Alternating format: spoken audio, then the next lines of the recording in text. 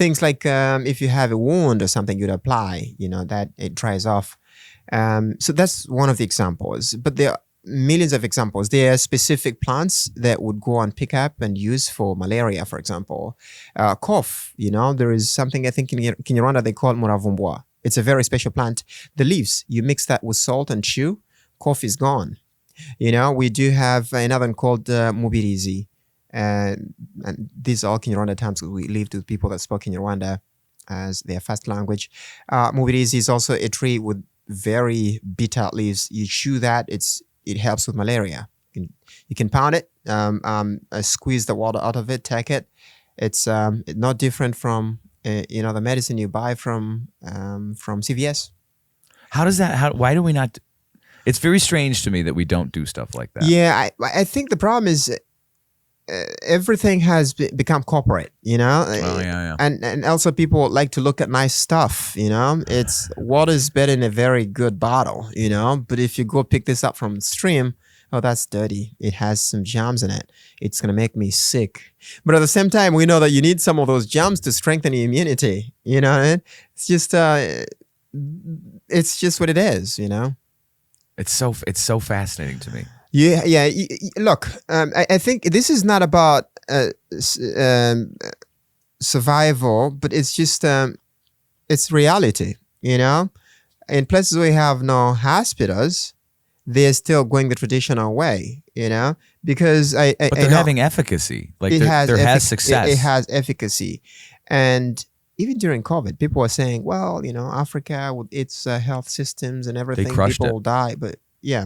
I can guarantee not a lot of people died of COVID there, except for whatever was presented in the news. I just saw a statistic that said America had 10 times the deaths of Haiti, and the Haitians only had 1.4% of their population vaccinated. Yeah. So what is that? What did Haiti do right? Right. You know what I mean? Yeah, sometimes it's not about rushing for vaccines or certain kinds of medicines, And I think my only problem with COVID is that people were not given time. And no. Let's start with the vaccine itself. Go. I'm not an MD or something, but I'll tell you this from the little science I learned in school. I know that how the vaccine works is you injected the vaccine. It has to work in your body for some time to be able to somehow push the body. Sorry, to somehow let the body produce antigens. And that will then fight that whatever stuff was put in your body. So let's say it's a strain of bacteria or virus that is injected. But it's a weak one. It's just there to stimulate the body, to make sure your body the body has an immune response. Right. Yeah. That immune response is it's memory. It remains in your body. Now the body registers the memory of that of that specific microbe that was put in your body. When you get it, the live one now, not the one that was fact in the lab, no, the live one, it fights it because there is memory of that disease having entered your body. But that takes time, Yeah. So people just literally were like, no herd immunity. The story of herd immunity is a lie. This doesn't happen. Then listen, you giving me a vaccine does not mean that it's going to work like the way I took a tablet from CVS. Right. And then tomorrow I see results, But the way it was injected, it was just like the way we buy over-the-counter stuff. No, it takes time for you to build immunity so you're able to actually fight against the disease. So to me, at that point, that was not science, And this is not conspiracy theory. Anybody that has a little bit of understanding of science, will reach this conclusion. The vaccine was actually literally being applied as though it was the generic medicine that we buy and take. Yeah, like a Tylenol. Like Tylenol, yes. Yeah. But that's not how the vaccine actually responds. It's different. I don't know. There's a lot smarter people than me that got a lot of that wrong. And I was one of the few people that was like, yo, this is not how the body works. Right. And you know how it works and no one listened to you. Nobody would listen. It was just who are you? Do you have an MD at the end of your name? Then we don't listen to you. Right? What's your scientific background? Hey, your house is on fire. I'm Are not gonna you a listen. researcher? You're not a firefighter. You can't tell me if the house is on fire. Right. Exactly. But listen, I don't know if I did ask any of those, old friends that I went to school with a little bit of biology and everything. This is spot on. It's easy.